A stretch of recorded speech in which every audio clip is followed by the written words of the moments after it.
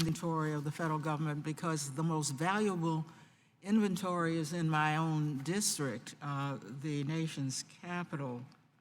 I've just spoken with our ranking member. He and I share an interest in selling buildings that simply cannot be made usable. I should indicate, however, that we don't want to do a lot of leasing or any more leasing than we have to, so we value old buildings to the extent that we can make them usable. Now, the federal government does have a number of old buildings because, and especially those here in the nation's capital. I'm not talking about those that are no longer usable and should be sold. But what are the most important steps that should be taken first in making old buildings usable? What I'm really speaking to is how these must be the least energy efficient buildings here. And so one of the things the federal government is going to look at is not only is it worth renovating it, but making it energy efficient, or it certainly should be looking at it before deciding whether to sell it or whether to renovate it, which might help us also because we don't want to do any more leasing than possible. Actually, Mr. Russell, or any of you who have a view on that, I'd be interested in. Thank you, Congresswoman. I'll answer very briefly and defer my time. What I think is most important about existing buildings is, especially older existing buildings, is the investments have already been made in many regards, and especially if they're over 50 years old, they probably have good bones, as we say, and they probably have reasonable access to natural light and ventilation through the facade. The trick will then be to create these hybrid new buildings that are not completely leaky at the facade and have thin exterior skins. So the first piece I would recommend— Those will be buildings, I mean, they're probably more solidly built. That's right. Than any buildings we're building today. So it's likely looking at the envelope, looking at windows in particular, reducing loads, and then looking at ways to downsize the existing systems when we replace mechanical heating and cooling. Thank you. Did you have any view, Mr. Russell?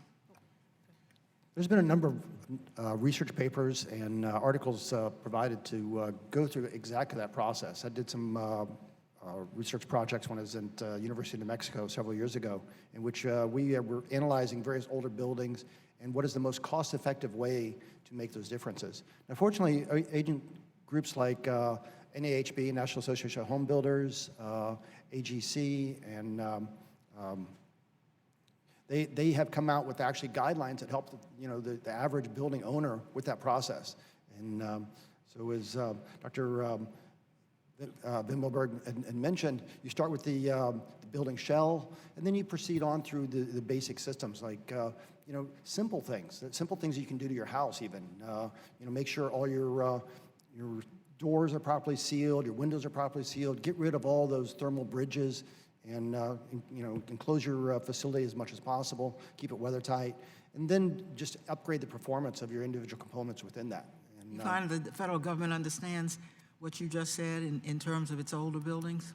Those are pretty simple things. Yep, exactly. And then the nice thing is they're simple things, and the basic things that cause the biggest change are actually the most economical.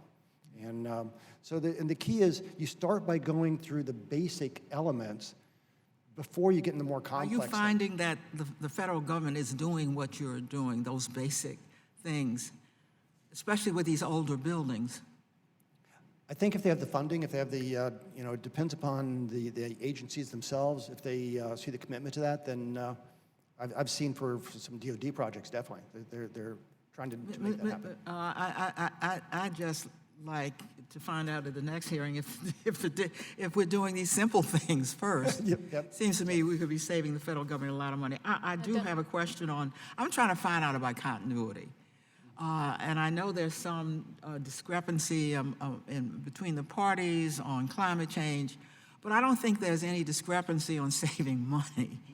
Mm-hmm. And therefore, I want to ask about the difference between, and I asked an earlier question on the executive order from this president and what was previously in existence. Because if administration says one thing and the next administration undoes it, then I think we're all headed to hell when it comes to climate change.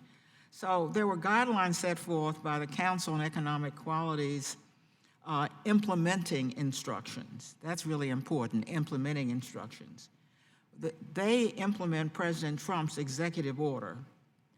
Are they different from the guidelines which existed from the Act, the Energy Independence and Security Act? I'm trying to find out, are they a substantial enough departure from those old standards to create a meaningful change in the energy footprint of federal buildings? Yes, ma'am. Delegate Norton, thank you for the question. You're going to have to be brief. Yes, so essentially, there have been, Congress has been involved in these federal targets for a number of years, but the statutory guidelines have expired now.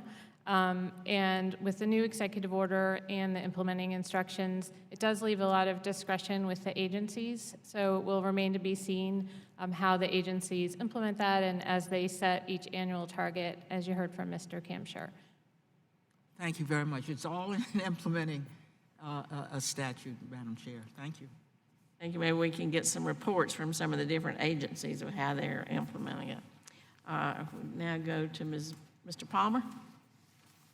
Thank you, Madam Chairman. I want to go back to questions raised by Mr. Pence about